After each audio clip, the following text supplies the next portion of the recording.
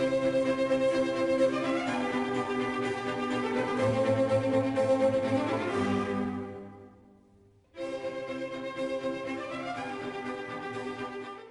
I'm Megan, And I'm Lauren.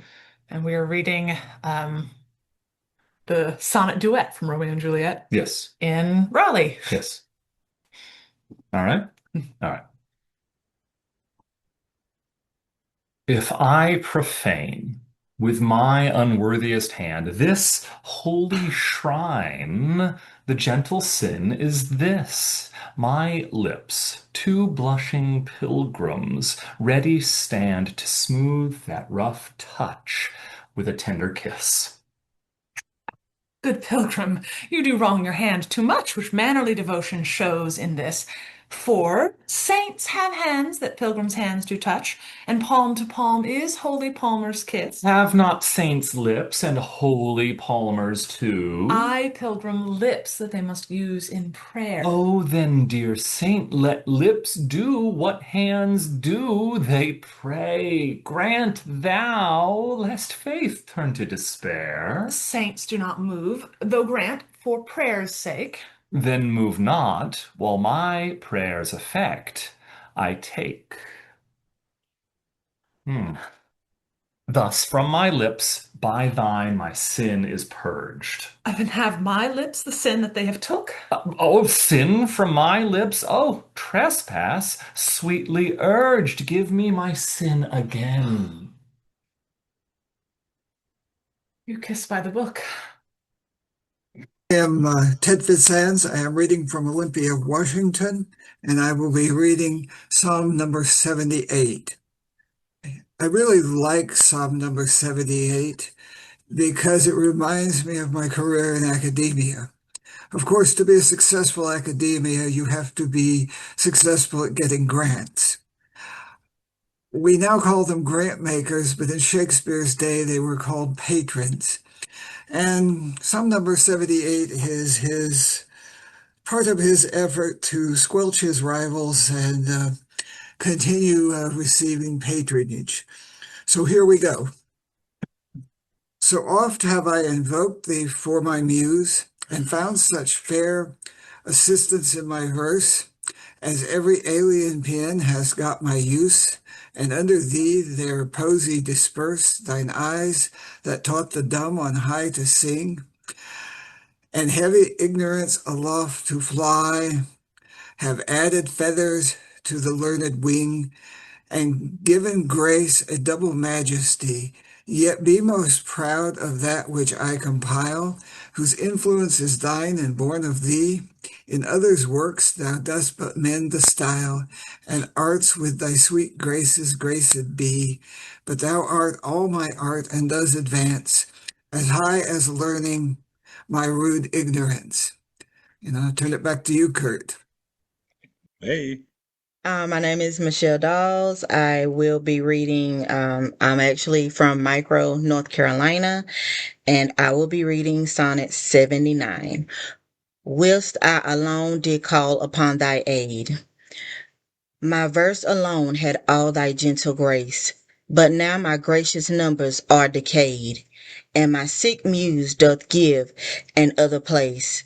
I grant, sweet love, thy lovely argument deserves the travail of a worthier pen. Yet what of thee thy poet doth invent? He robs thee of, and pays it thee again. He lends thee virtue, and he stole that word.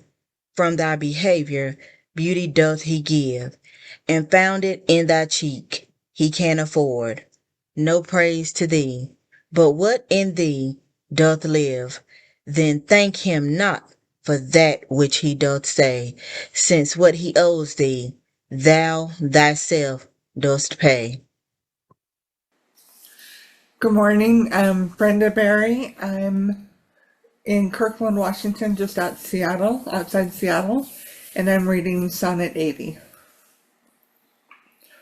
Oh, how I faint when I of you do write, knowing a better spirit doth use your name, and in the praise thereof spends all his might to make me tongue-tied speaking of your fame. But since your worth wide as the ocean is, the humble as the proudest sail doth bear. My saucy bark, inferior far to his, on your broad main doth wilfully appear. Your shallowest help will hold me up afloat, whilst he upon your soundless deep doth ride. Or being wracked, I am a worthless boat, he of tall building and of goodly pride. Then if he thrive and I be cast away, the worst was this, my love was my decay. This is sonnet number 81. My name is Cole Russing, and I'm reading from Almaty, Kazakhstan. Or I shall live your epitaph to make, or you survive when I in earth am rotten. From hence your memory death cannot take, although in me each part will be forgotten. Your name from hence immortal life shall have, though I, once gone, to all the world must die. The earth can yield me but a common grave, when you, entombed in men's eyes, shall lie, your monument shall be my gentle verse, which eyes not yet created shall o'erread, and tongues to be your being shall rehearse when all the breathers of this world are dead. You still shall live. Such virtue hath my pen. Where breath most breathers, even in the mouths of men. I'm George Russing. I'll be reading Sonnet 82, coming at you from North Hollywood, California.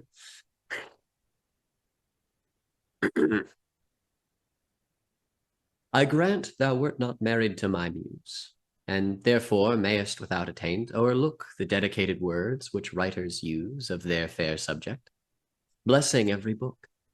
Thou art as fair in knowledge as in hue, finding thy worth a limit past my praise, and therefore art enforced to seek anew some fresher stamp of the time-bettering days, and do so love, yet when they have devised what strained touches rhetoric can lend, thou, truly fair, wert truly sympathized in true plain words by thy true-telling friend, and their gross painting might be better used where cheeks need blood. In thee it is abused. Hello, my name is Lucile Russing. I'll be reading Sonnet 83, and I'm reading from Cardiff in Wales, in the UK. I never saw that you did painting need, and therefore to your fair no painting said. I found, or thought I found, you did exceed the barren tender of a poet's debt, and therefore I have slept in your report, that you yourself, being extant, well might show how far a modern quill doth come too short. Speaking of worth, what worth in you doth grow? This silence for my sin you did impute, which shall be most my glory, being dumb, for I impair not beauty being mute, when others would give life and bring a tomb. There lives more life in one of your fair eyes than both your poets can in praise devise. Hi, this is Frank Heitmann, and I'm talking to you from Raleigh, North Carolina. And my task here is Sonnet 84. Who is it that says most? Which can say more than this rich praise? That you alone are you, in whose confine immured is this store, which should example where your equal grew? Lean penury within that pen doth dwell, that to his subject lends not some small glory. But he that writes of you, if he can tell that you are you, so dignifies his story. Let him but copy what in you is writ, not making worse what nature made so clear, and such a counterpart shall fame his wit, making his style admired everywhere. You to your beauteous blessings add a curse, being fond on praise, which makes your praises worse. Hello, I am Peggy Heitmann. I am reading in Raleigh, North Carolina. I am going to read Sonnet 85. My tongue-tied muse in manners holds her still, while comments of your praise richly compiled reserve their character with golden quill, and precious phrase by all the muses filled. I think good thoughts while others write good words, and like unlettered clerk still cry amen to every hymn that able spirit affords in polished form of well-refined pen. Hearing you praised, I say, 'tis so, 'tis true, and to the most of praise add something more. But that is my thought, whose love to you, though words come hindmost, holds his rank before. Then others for breath of words respect, me for my dumb thoughts speaking in effect.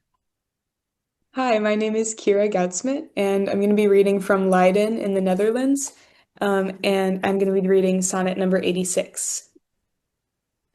Was it the proud full sail of his great verse, bound for the prize of all too precious you, that did my ripe thoughts in my brain in hearse, making their tomb the womb wherein they grew? Was it his spirit, by spirits taught to write above a mortal pitch, that struck me dead? No. Neither he, nor his compeers by night giving him aid, my verse astonished. He, nor that affable, familiar ghost, which nightly gulls him with intelligence, his victors of my silence cannot boast.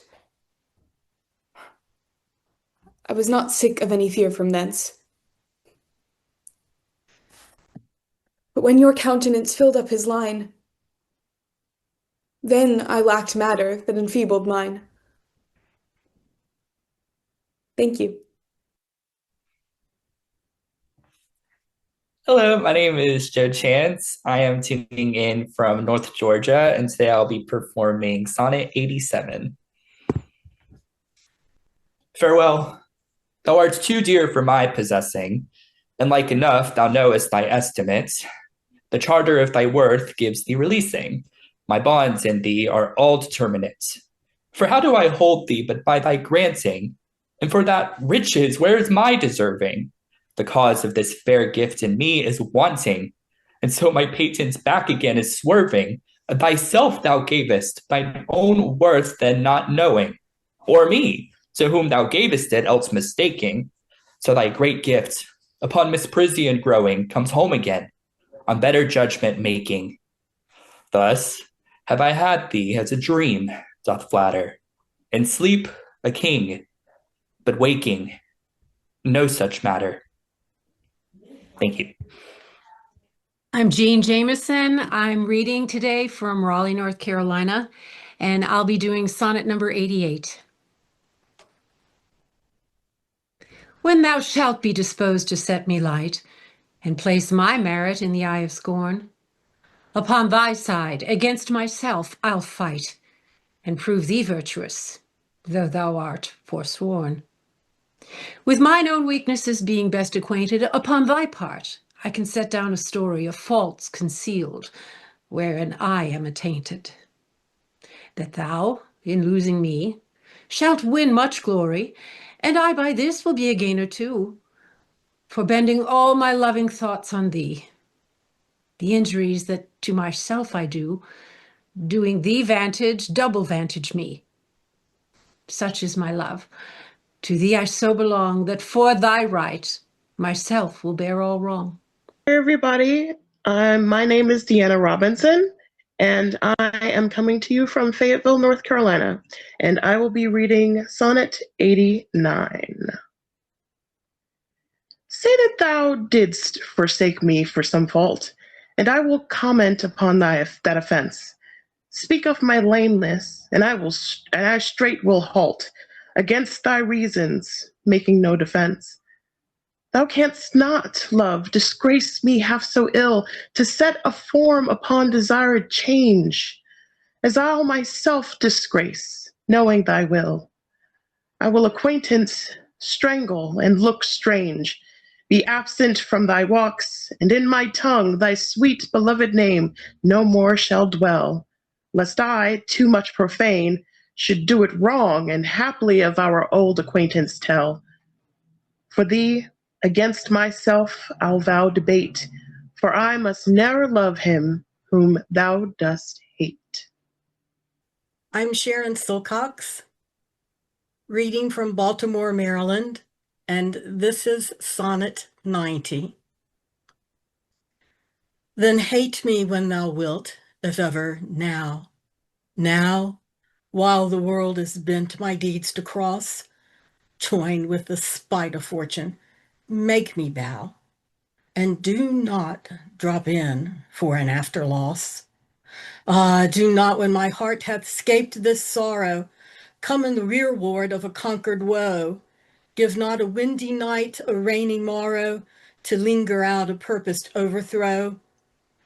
If thou wilt leave me, do not leave me last, when other petty griefs have done their spite, but in the onset come, so shall I taste at first the very worst of fortune's might, and other strains of woe, which now seem woe, compared with loss of thee, will not seem so.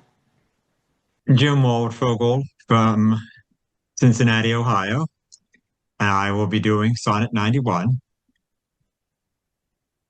Some glory in their birth, some in their skill, some in their wealth, some in their body's force, some in their garments, though newfangled ill, some in their hawks and hound, some in their horse. And every humor hath his adjunct pleasure, wherein it finds a joy above the rest. But these particulars are not my measure, and these I better in one general best. Thy love is better than high birth to me, richer than wealth, prouder than garments cost, of more delight than hawks or horses be, and having thee, of all men's pride I boast. Wretched in this alone, that thou mayst take all this away, and me most wretched make. So I'm reading Sonnet 92, and I'm reading from Truckee, California at the Rayleigh's One, where I work. And here we go. But do thy worst to steal thyself away, for term of life thou art assured mine, and life no longer than thy love will stay, for it depends upon that love of thine. Then need I not to fear the worst of wrongs, when the least of them my life hath.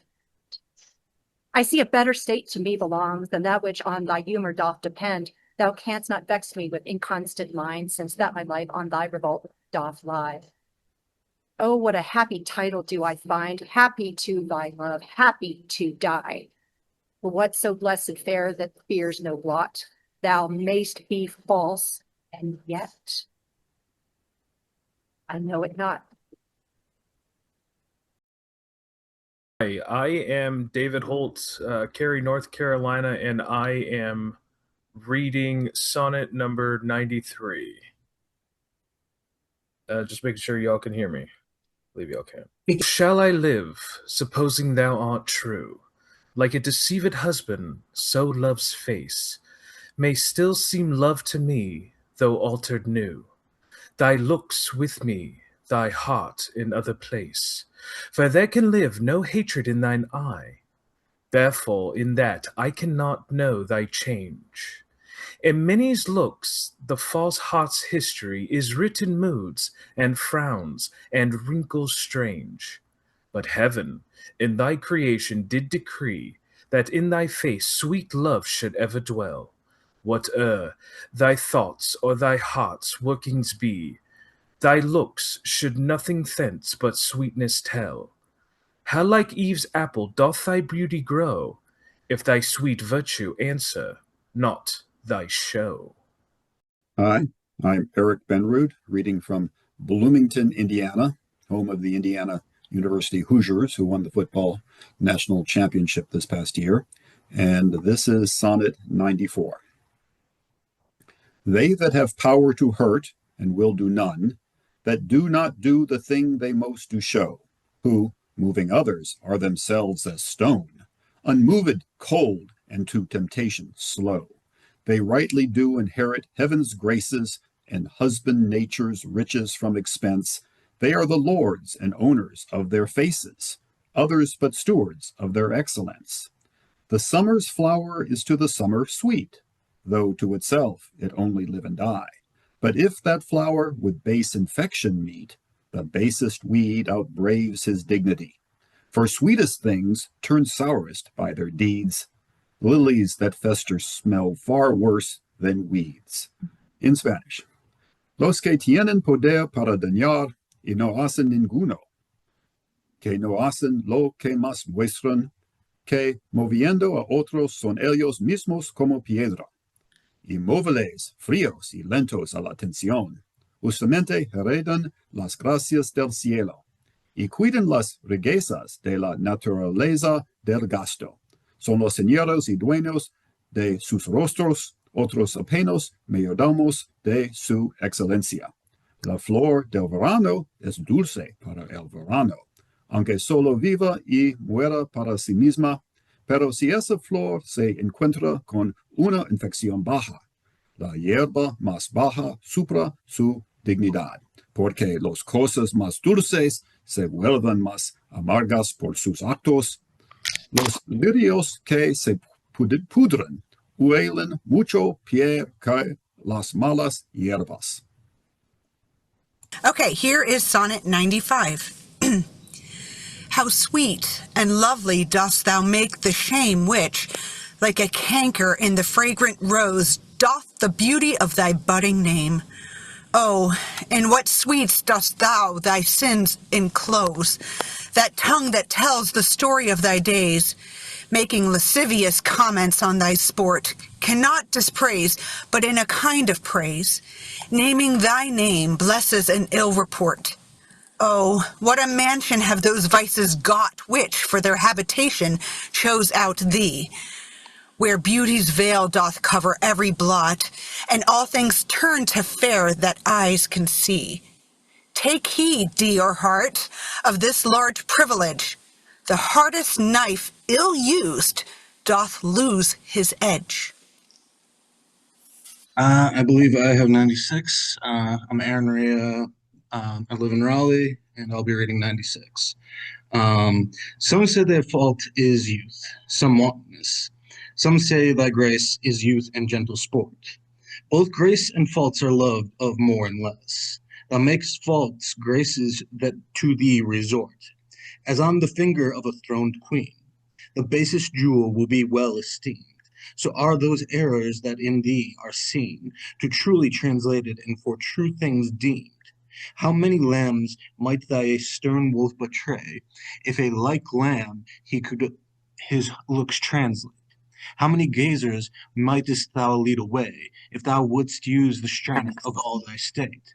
But do not so, I love thee in such sort, as thou being mine in thy good report. I'm Megan Lilly, reading from Greensboro, North Carolina, and I'm reading Sonnet 97, and I'd like to dedicate this to my cat, Olive, because I feel like this sonnet describes how I feel when I'm away from her for a long period of time, and also when I think she's away from me as well. How like a winter hath my absence been from thee, the pleasure of the fleeting year. What freezings have I felt, what dark days seen, what old December's bareness everywhere. Yet this time removed was summer's time, the teeming autumn, big with rich increase, bearing the wanton burden of the prime, like widowed wombs after their lord's decease. Yet this abundant issue seemed to me but hope of orphans and unfathered fruit. For summer and his pleasures wait on thee, and thou away the very birds are mute. Or if they sing, 'tis with so dull a cheer that leaves look pale, dreading the winter's near. I'm Erik Hale from Raleigh, North Carolina. I'll be performing Sonnet 98. From you have I been absent in the spring, when proud-pied April, dressed in all his trim, hath put a sprit of youth in everything that heavy Saturn laughed, and leaped with him. Yet nor the lays of birds, nor the sweet smell of different flowers in odor and in hue, could make me any summer's story tell, or from their proud lap pluck them where they grew. Nor did I wonder at the lily's white, nor praise the deep vermilion in the rose. They were but sweet, but figures of delight drawn after you, you pattern of all those. Yet seemed it winter still, and you away, as with your shadow I with these did play. Thank you. Hi, my name is Annaliese. I'm in Raleigh, North Carolina, and I go to Sanderson High School, and I do a lot of theater there, so it's about time that I perform some Shakespeare. And I'll be reading Sonnet 99. The forward violet, thus did I chide. Sweet thief, whence did thou steal thy sweet that smells, if not from my love's breath? The purple pride, which on thy soft cheek for complexion dwells, in my love's veins thou hast too grossly dyed. The lily I condemned for thy hand, and buds of marjoram had stolen thy hair. The rose fearfully on thorns did stand, one blushing shame, another white despair. A third, nor red nor white, had stolen of both, and to his robbery had annexed thy breath. But for his theft in pride of all his growth, a vengeful canker eat him up to death. More flowers I noted, yet none I could see but sweet or color it had stolen from thee. Thank you.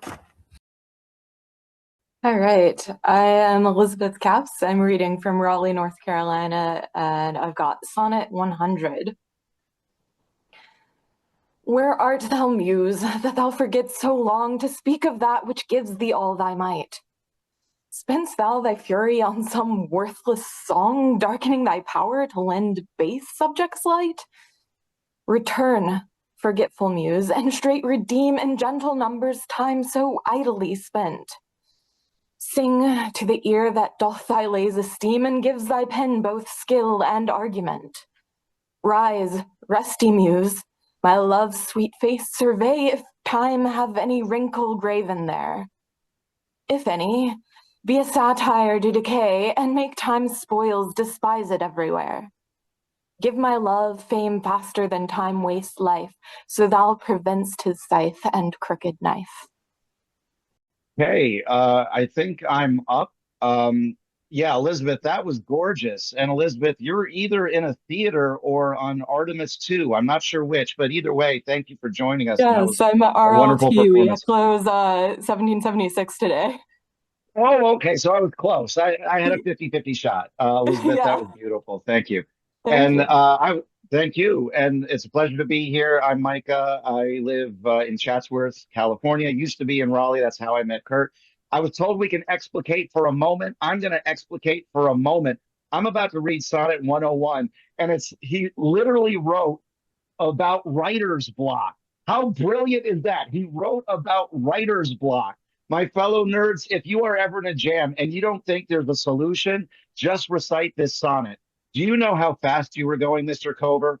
Oh, truant muse. So anyway, this will get you out of any jam. It's Sonnet 101. Here we go. Thank you, Jen. Oh, truant muse, what shall be thy amends for thy neglect of truth in beauty died? Both truth and beauty on my love depends. so dost thou too, and therein dignified. Make answer, Muse. Wilt thou not haply say truth needs no color with his color fixed? Beauty no pencil beauty's truth to lay, but best is best if never intermixed? Because he needs no praise, wilt thou be dumb? Excuse not silence so, for it lies in thee to make him much outlive a gilded tomb and to be praised of ages yet to be. Then do thy office, Muse. I teach thee how to make him seem long hence as he shows now. Thanks, guys. All right, I'm Jesse Farnsworth, reading from Durham, North Carolina, and this is sonnet number 102. My love is strengthened, though more weak in seeming. A love not less, though less the show appear. That love is merchandised, whose rich esteeming the owner's tongue doth publish everywhere. Our love was new, and then but in the spring, when I was wont to greet it with my lays, as Philomel in summer's front doth sing, and stops his pipe in growth of riper days. Not that the summer is less pleasant now than when her mournful hymns did hush the night, but that wild music burdens every bow, and sweets grown common lose their dear delight. Therefore, like her, I sometimes hold my tongue, because I would not dull you with my song.